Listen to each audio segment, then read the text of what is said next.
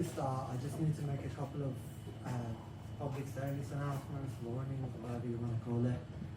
So, first of all, I am a pansexual, gender fluid narcissist. So, if at any point any of you feel like telling me to go fuck myself, I'll be totally down with that. Unfortunately, though, as much as I might look like Jesus Christ, I'm not blessed enough for it. So if I knew about the cloning thing earlier, I would probably give that a try. The second thing you need to know is I'm Iranian. So I'm going to ask you very politely to laugh at my jokes. Because you don't want me to fuck. To be completely honest, I don't give a fuck what you want. But I don't really want to fuck. Despite any perceptions you might have about my genetical disposition, I don't really want to fuck. Because as a vegan, I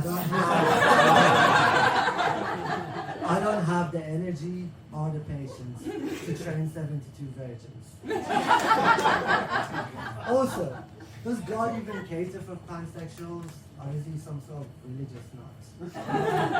Because, I mean, I love women, but if there's going to be 72, can we have a few guys, a couple of trans people, one little person, maybe a camel? I don't know, are meant to be into that? No, we're not into camels. But there are some cultural differences though. So, for example, I see Western people come back from Iran and they're like, oh my God, Iranians are so friendly, everywhere we go they give us a thumbs up. What they don't understand is that in Iran a thumbs up means fuck off. So, in their head, they're saying, welcome to my country, sir. But what they're really saying is, fuck off back to your country, sir. Now I don't know why my accent changes to Abu from something to westernized, I can't even do my accent anymore. But the other cultural difference is we don't have urinals in Iran. So I still don't feel comfortable using urinals because I don't like the feelings of inadequacy they cause. You know, when someone's standing next to me and they see that I have to use both hands, and it's not because I have a big dick, I just have really weak vegan arms. But the good news is, I have now started seeing a personal trainer. So soon, I won't have to let go of the comfort of urinals because of my arms. It would just be because of my insecurities about the size of my dick. Okay, I think it's time I introduced myself. So my name is Farz-Zaad, and I'm a recovering wankaholic. Yes, I said wankaholic. I also said recovering, which means I'm now self-aware that all my reality was basically fantasies, mostly thought up by other people. So fantasy is a technical term I've invented to describe fantasies that get released into reality. So it starts in your head, but the results could go anywhere. It start on the sofa, even on the ceiling, depending on where you're speaking. But it all started when I was 5 years old, and I made my own imaginary friend, and I named him Khabuji Mabuji, because why not? And Khabuji Mabuji was great to me. He was everywhere, he loved me, he watched everything I did, he never judged me. As I got older, my parents decided that they need to replace my imaginary friend with their own imaginary friend that they inherited from their parents and their parents and so on. It was pretty similar. He was with me everywhere, so everything I did, except he judged everything, and there was a list, and if I did any of those things, he wanted to ban me for all eternity. But, you know, it wasn't the greatest fantasy. But it didn't stop there. They had two of their own original fantasies as well. So, to my mom, I was a Dudul Tala. Dudul Tala is a Persian expression that literally means golden dick. It's amazing the amount of confidence you have when you're walking around thinking you're carrying a 24-carat piece of dick in your pants. But my parents also had some special words for me, but his words were more like, I piss on your soul. Turns out, having a golden shower of the soul, not as good for your confidence. But it's okay, because generally speaking, they kind of balanced each other out, and it was all good. Until I met the girl of my dreams. This girl was just so perfect. I would have crawled over 100 miles of broken glass, covered in coronavirus infected mucus, just to kiss the tip of the last dick that fucked her.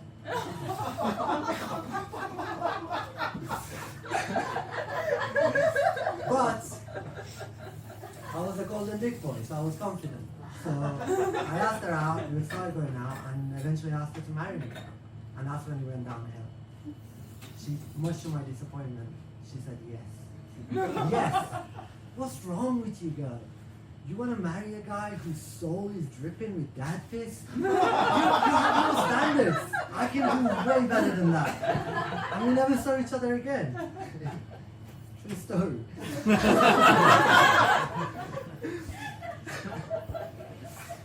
But, so after that I was destined to years of solitude where I did perfect the art of the literal wankery, but I'm saving that material for a night where people have actually paid to see me. So. But tonight is about gender. So that's the wankery I'm going to talk about now. Now, with gender, I think the best way for me to start is when I was 8 years old, my cousin said to me, "Are you a girl?" And I want to know if you can guess why he asked me if I was a girl. So there's 3 scenarios, and I'm going to go through them and see if you can figure out why he asked me. So, the first one. Can't get this off these days. The water was great though. Please don't poison the next It one. worked earlier. It did, I heard it. Okay, the second scenario. Can I get a male volunteer? I will invade your personal space, but so,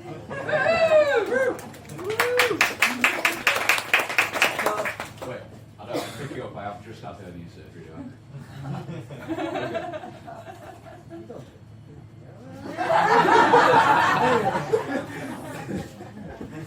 so, this is me meeting a friend. Hello, how are you? What? Okay, let's go. This is scenario 2.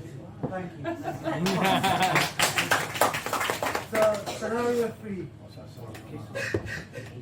Oh my God, I can't believe this. Right, that's the shit one. Let's go to scenario 1 if you're ready. We'll get it sorted.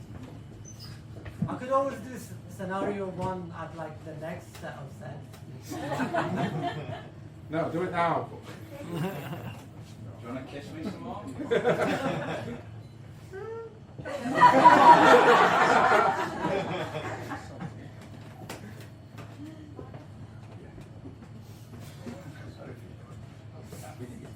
Just not playing.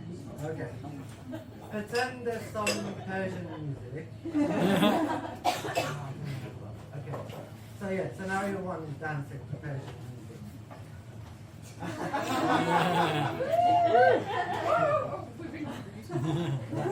So, any guesses what made him ask me if I'm a girl? Anyone want to have a guess? Okay. So scenario 1. That is actually, okay, not that, but better version of that is how Iranians dance. Men and women. It's not gay, it's not feminine, it's not any of those things, it's just how Iranians dance. Although recently, with Western culture, it's like, oh, why? But generally speaking, that is how they dance, so that's not feminine.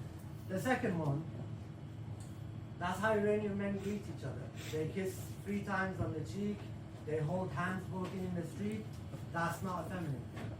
The third one, Iranian men love to cry. We have a whole month in Iran called Muharram, where they go to the streets and beat themselves and cry over a guy who died 1400 years ago. And I remember when I was like 7, 8 thinking, what's wrong with you?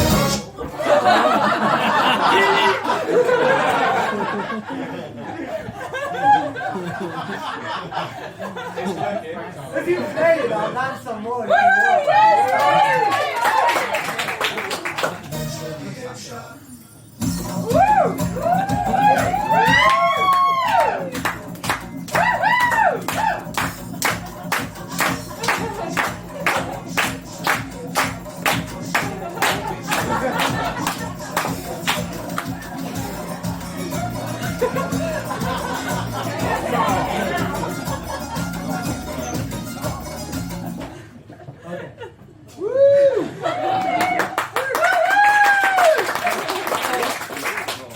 He didn't call me a girl for any of those reasons. He called me a girl because I was so white. Yes, because gender is just a fantasy. It's just how you imagine what is supposed to mean, what is supposed to be. And it's okay. Because being a wanker is what separates us from the rest of the animals. All of it, religion, money, gender, all these things are just fantasies we create that can let us go further. But, pretty much all of them are bad. But I forgot I had a microphone. It's been so long. But the important thing is that you know you're a wanker, become self-aware of it, and decide what fantasy you want to live in. So the greatest fantasy I could come up with was to be a comedian. And it gives me so much joy to watch that fantasy get released all over your beautiful smiling faces. Thank you.